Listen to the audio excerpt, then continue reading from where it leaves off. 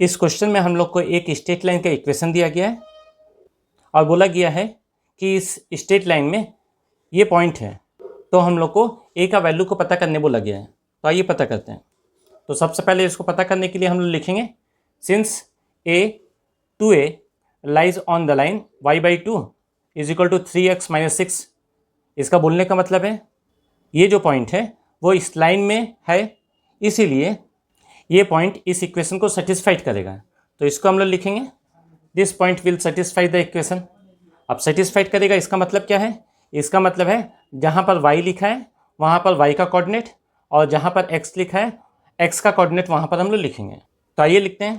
तो यहाँ पर y है, y के बदले में हम लोग 2a लिखेंगे। तो 2a लिखें डिवाइडेड बाई यहाँ 2 था 2 को लिख देंगे, फिर इज इक्वल टू लिखेंगे। नेक्स्ट 3 लिखा था 3 लिखेंगे और x का वैल्यू को हम लोग यहाँ पर सब्स्टिट्यूट करेंगे। तो यहाँ x का वैल्यू a दिया है, इसको लिख देंगे, फिर -6 को यहाँ लिखेंगे। उसके बाद में इस 2 के साथ में इस 2 को हम लोग कट कर लेते हैं। तो कट करने के बाद में यहाँ बचेगा a, इसको लिख लेंगे। अब 3 के साथ में a का मल्टीप्लाई करेंगे, ये 3a हो जाएगा। फिर -6 को एज इट इज़ हम लोग लिख लेंगे। अब उसके बाद में ये जो 3a है इसको हम लोग लेफ्ट हैंड साइड लेके आएंगे। तो लेफ्ट हैंड साइड आने से ये हो जाएगा -3 है, इज इक्वल टू देंगे और -6 को लिखेंगे। उसके बाद में इन दोनों का कैलकुलेशन करेंगे। तो कैलकुलेशन करने से वैल्यू आएगा -2a is equal to -6। Next a का वैल्यू निकालना है, तो -2 को हम लोग डिनोमिनेटर में सेंड कर देते हैं। तो ये हो जाएगा -6/-2। अब माइनस और माइनस कैंसिल हो जाएगा और 2 से 6 3 टाइम्स में कटेगा, तो a का वैल्यू होगा 3 और हम लोग को यही पता करना था। ये हो जाएगा इसका आंसर। क्वेश्चन नंबर 12 में हम लोग को एक स्ट्रेट लाइन का इक्वेशन दिया गया है और बोला गया है कि ये स्ट्रेट लाइन इस पॉइंट से और इस पॉइंट से पास कर रही है। तो हम लोग को m का वैल्यू और c का वैल्यू को पता करना है। तो आइए पता करते हैं। तो सबसे पहले हम लोग लिखेंगे since straight line y is equal to mx plus c passes through the point 1 4।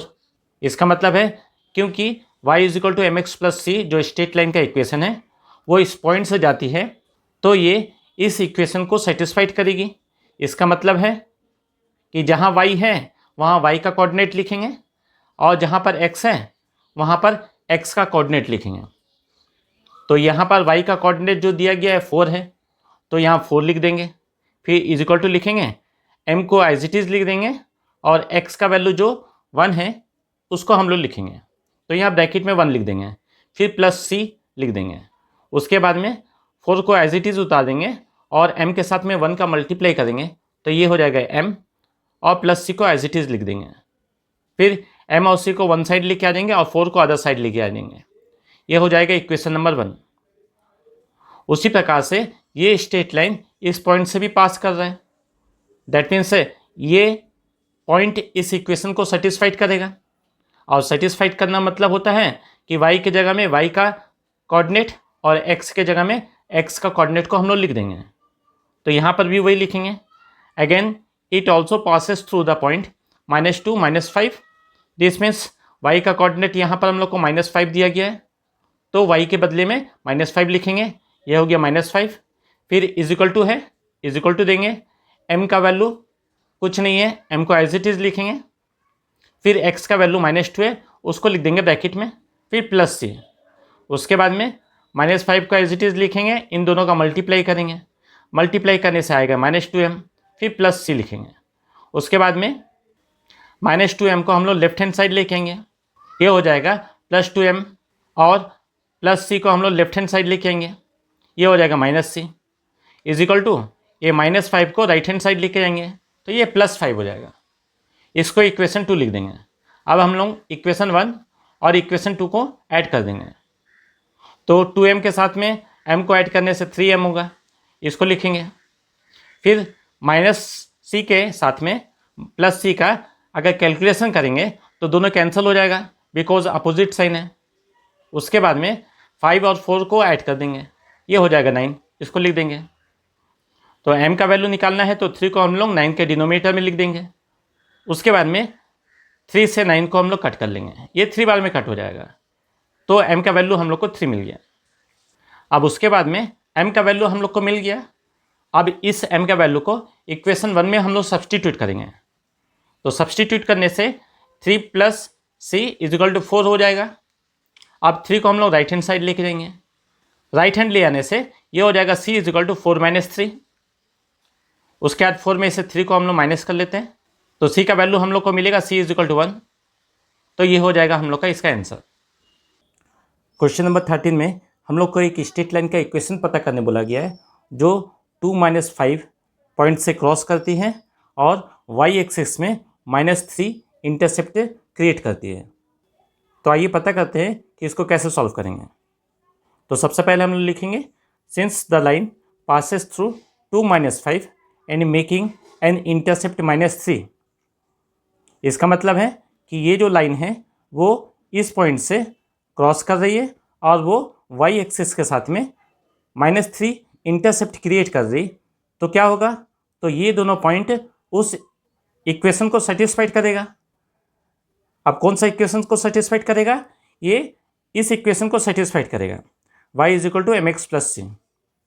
तो जहाँ y है वहाँ पर y का कोऑर्डिनेट को लिखेंगे और जहाँ x है वहाँ x का कोऑर्डिनेट लिखेंगे और जहाँ c है वहाँ पर हम लोग जो इंटरसेप्ट दिया है उसको लिखेंगे। तो y का वैल्यू -5 है, ये हो जाएगा -5 = m है, m को एज इट इज लिखेंगे और x का वैल्यू यहाँ 2 है उसको ब्रैकेट में लिख देंगे। फिर प्लस साइन यहाँ है तो प्लस साइन लिखेंगे और इंटरसेप्ट का वैल्यू यहाँ पर -3 दिया है तो c के बदले में हम लोग -3 ब्रैकेट में लिख देंगे। उसके बाद में हम लोग ये टर्म को लेफ्ट हैंड साइड लेके आएंगे।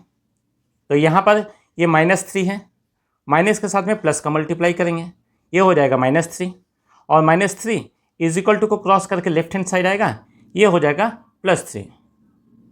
तो यहाँ हो गया -5 + 3 = 2 के साथ m का मल्टीप्लाई करेंगे, ये 2m हो जाएगा। फिर उसके बाद में इन दोनों का कैलकुलेशन करने से ये आएगा -2 और यहाँ 2m को एज इट इज़ लिख देंगे। उसके बाद में m का वैल्यू निकालना है, इस 2 को -2 के डिनोमिनेटर में सेंड कर देंगे तो वो दोनों कट जाएगा तो बचेगा -1। तो m का वैल्यू हो जाएगा -1। अब हम लोग को स्ट्रेट लाइन का इक्वेशन निकालना है, तो अब हम लोग कौन सा फार्मूला यूज़ करेंगे, अब हम लोग y - y1 = m x - x1 वाला फार्मूला को यूज़ करेंगे। क्यों यूज़ करेंगे, क्योंकि यहाँ पर हम लोग के पास में m का वैल्यू है और हम लोग को पॉइंट का वैल्यू दिया गया, इसलिए हम लोग इस फार्मूला को यूज़ करेंगे। तो यहाँ पर y फार्मूला का लिखेंगे, फिर माइनस का साइन लिखेंगे और y1 का वैल्यू यहाँ जो -5 था उसको ब्रैकेट में लिख देंगे। उसके बाद में = का साइन देंगे और m का वैल्यू जो अभी हम लोग निकाले उसको लिखेंगे, दैट इज़ -1। उसके बाद में x फार्मूला का है, फिर माइनस का साइन देंगे और x1 का वैल्यू जो यहाँ पर लिखा गया है उसको लिख देंगे। तो यहाँ पर 2 लिखा गया है उसको लिख लेते हैं। अब उसके बाद में -5 के साथ में माइनस का मल्टीप्लाई करेंगे, ये हो जाएगा +5। फिर -1 के साथ में इन दोनों का मल्टीप्लाई करेंगे, तो -1 के साथ में x का मल्टीप्लाई करने से -x होगा और -1 के साथ में -2 का मल्टीप्लाई करने से +2 होगा। उसके बाद में सब टर्म को हम लोग लेफ्ट हैंड साइड लेके आ देंगे। तो -x था, ये लेफ्ट हैंड साइड आएगा तो +x होगा।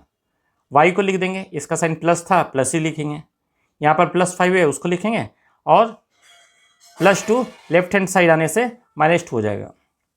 फिर = 0। उसके बाद में हम लोग इस पार्ट को कैलकुलेट कर लेंगे, कैलकुलेट करने से आएगा +3। तो हम लोग का रिक्वायर्ड इक्वेशन हो गया x + y + 3 = 0। ये है इसका आंसर। क्वेश्चन नंबर 14 में हम लोग को एक स्ट्रेट लाइन का इक्वेशन को फाइंड आउट करने बोला गया है जो -1 और 2 पॉइंट से पास करेगा, उसके साथ साथ में उसका स्लोप 2/5 है। तो आइए पता करते हैं इसको सॉल्व कैसे करेंगे। तो यहाँ पर हम लोग के पास में x1 का वैल्यू -1 है, ये वाला वैल्यू x1 का वैल्यू है और y1 का वैल्यू 2 है, ये वैल्यू हम लोग का y1 का वैल्यू है और स्लोप का वैल्यू 2/5 दिया गया है, दैट मीन्स m = 2/5 दिया गया है। तो स्ट्रेट लाइन का इक्वेशन का फार्मूला जो हम लोग लगाएंगे यहाँ पर वो होगा y - y1 = mx - x1। यहाँ पर y जो है ये फार्मूला का है, इसको एज इट इज़ लिख देंगे। उसके बाद में माइनस लिखेंगे और y1 का वैल्यू जो 2 है उसको लिख देंगे। फिर = को हम लोग लिखेंगे और m का वैल्यू जो 2/5 दिया गया है उसको लिख देंगे, फिर x फार्मूला का है उसको लिखेंगे, फिर माइनस यहाँ पर है उसको लिख देंगे, और x1 का वैल्यू -1 लिखा है उसको ब्रैकेट में लिख देंगे। नेक्स्ट इस 5 के साथ में इसका मल्टीप्लाई करेंगे, तो 5 के साथ में y का मल्टीप्लाई होगा, ये 5y होगा, फिर माइनस साइन लिखेंगे, और 5 के साथ में जब 2 का मल्टीप्लाई होगा तो ये 10 होगा, इज इक्वल टू यहाँ 2 बच जाएगा, 2 को एज इट इज़ लिखेंगे।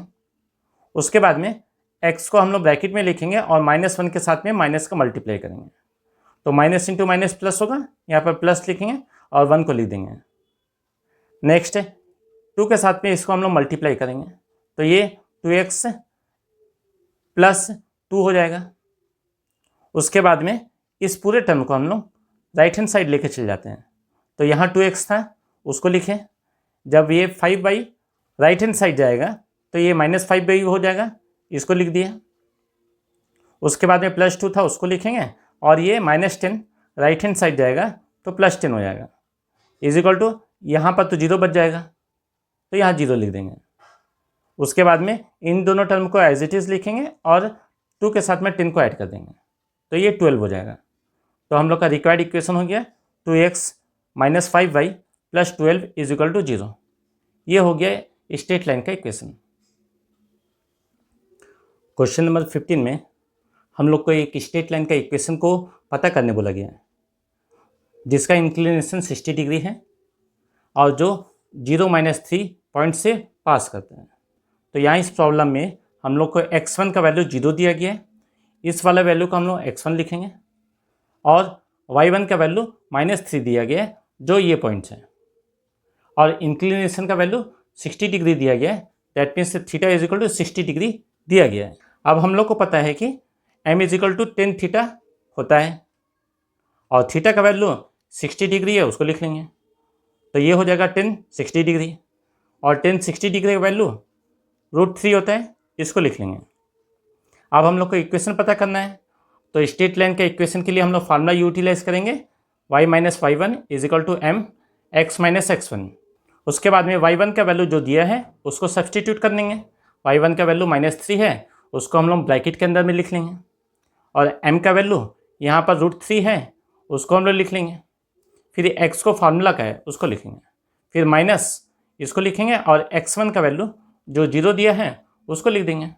अब -3 के साथ में माइनस का मल्टीप्लाई करेंगे, ये हो जाएगा +3, और √3 के साथ में x का मल्टीप्लाई करेंगे, ये हो जाएगा √3x। उसके बाद में √3 के साथ में 0 का मल्टीप्लाई करेंगे, 0 हो जाएगा, उसको लिखने का ज़रूरत नहीं है। नेक्स्ट ये जितना टर्म्स है उसको हम लोग राइट हैंड साइड लेके आएंगे, तो यहाँ पर √3x है उसको लिखेंगे, और ये टर्म अगर राइट हैंड साइड जाएगा तो -5 हो जाएगा, तो -5 लिखेंगे, और ये टर्म भी अगर हम लोग का राइट साइड जाएगा तो ये भी -3 हो जाएगा, तो इसको हम लोग लिख लेंगे, इज इक्वल टू ये जब राइट हैंड साइड चल गया तो यहाँ पर 0 बचेगा उसको लिख लेंगे, ये हो जाएगा रिक्वायर्ड इक्वेशन।